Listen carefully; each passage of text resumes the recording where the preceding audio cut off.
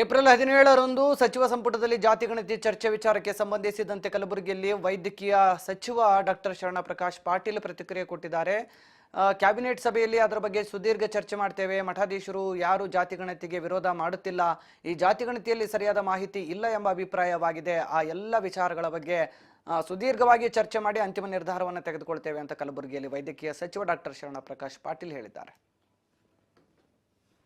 ಒಂದು ಸ್ಪಷ್ಟತೆ ಇರಬೇಕು. ಏನಂತಂದ್ರೆ ಜಾತಿ ಗಣತಿಗೆ ಯಾರ್ದು ವಿರೋಧ ಇಲ್ಲ. ಫಸ್ಟ್ ಇದಕ್ಕೆ ಟೈಮ್ ಮಾಡೋಣ ನಾವು. ಏನಂದ್ರೆ ಜಾತಿ ಗಣತಿ ಮಾಡೋದಕ್ಕೆ ಯಾರ್ದು ವಿರೋಧ ಇಲ್ಲ, ಯಾವ ಸ್ವಾಮೀಜಿಗಳದ್ದು ವಿರೋಧ ಇಲ್ಲ, ಯಾವ ಕಮ್ಯುನಿಟಿದವ್ರದ್ದು ವಿರೋಧ ಇಲ್ಲ. ಜಾತಿ ಗಣತಿ ಮಾಡಲಿ ಅಂತ ಹೇಳಿದ್ದಾರೆ ಎಲ್ಲರೂ. ಈ ಗಣತಿ 10 ವರ್ಷ ಹಳೇದಾಗಿದೆ, ಇನ್ನೊಮ್ಮೆ ಮಾಡಿ ಅಂತ ಹೇಳಿದ್ದಾರೆ ಅಷ್ಟೇ.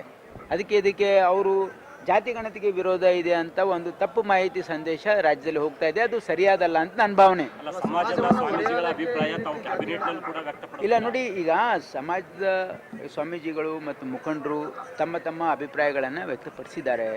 ಈಗ ಕ್ಯಾಬಿನೆಟಲ್ಲಿ ಬಂದಾಗ ನಾವು ಅದನ್ನು ಪೂರ್ತಿ ಯಾಕಂದರೆ ಅವರ ಅಪ್ರಿಹೆನ್ಷನ್ಸ್ ಮೇಲೆ ಅವರು ರಿಯಾಕ್ಟ್ ಮಾಡಿದ್ದಾರೆ. ಅಂದರೆ ಇದು ಸರಿ ಇರಲಿಕ್ಕಿಲ್ಲ, ಇದು ನಮ್ಮ ಕೆಲವು ಜನರೇನಿದೆ ಇದು ಎಲ್ರಿಗೂ ತಲುಪಿಲ್ಲ, ಆಮೇಲೆ ಇದು ಎಲ್ರಿಗೂ ರೀಚ್ ಔಟ್ ಆಗಿಲ್ಲ, ಆಮೇಲೆ ಇದರಲ್ಲಿ ಅಂಕಿಅಂಶಗಳು ತಪ್ಪಿರ್ಬೋದು ಅಂತಕ್ಕಂಥದ್ದು ಅವರ ಭಾವನೆ ಇದೆ. ಯಾಕಂದರೆ ಅವ್ರಿಗೆ ರಿಪೋರ್ಟ್ ನೋಡಿಲ್ಲ. ಹಾಗಾಗಿ ನಾವು ಅದನ್ನು ರಿಪೋರ್ಟ್